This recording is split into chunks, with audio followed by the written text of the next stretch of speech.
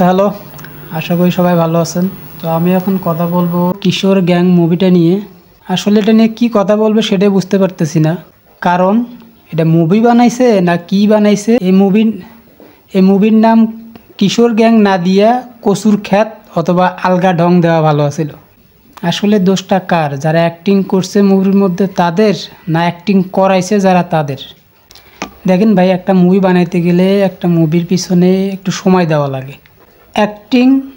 অ্যাক্টিংয়ের নামে সব শুধু বমি করছে, আর এটা ওদের দোষ না, যারা অ্যাক্টিং করছে তাদের দোষ না। দোষ হচ্ছে যারা পরিচালক, প্রডিউসার বা ডাইরেক্টর, তাদেরকে এই জিনিসটা মাথায় রাখার দরকার ছিল যে তাদেরকে দিয়ে যে আমরা কাজটা করাবো, তাদেরকে একটু প্রপারভাবে একটু ট্রেনিং করার পরে কাজে নামাই না।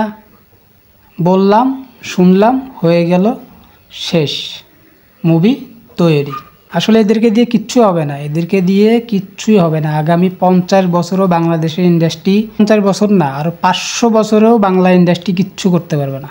ঠিক আছে, অত গভীরে না যাই, এখন মুভির গল্প প্লাস মুভি কেমন ছিল সেটা নিয়ে কথা বলি। মুভির গল্প নিয়ে যদি কথা বলি, মুভির গল্প হচ্ছে এমন: ঢাকায় যে কোনো একটা এলাকার মধ্যে কিছু কিশোর গ্যাং থাকে, তাদের অত্যাচারে মানুষ ঠিকভাবে বাজারঘাট করে খেতে পারে না বা রাস্তাঘাটে বের হতে পারে না। এরকম কিছু নিয়ে মুভির গল্প সামনের দিকে আগায়।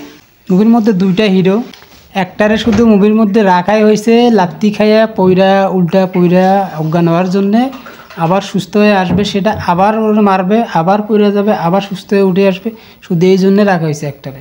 আর একটারে রাখা হয়েছে এগুলা গুন্ডামি ফান্ডামি করবে, প্লাস মেয়ে মানুষ দেখলে মাথাওয়ার গ্যাস, আর ওভার অ্যাক্টিংয়ের দোকান তো সবগুলা।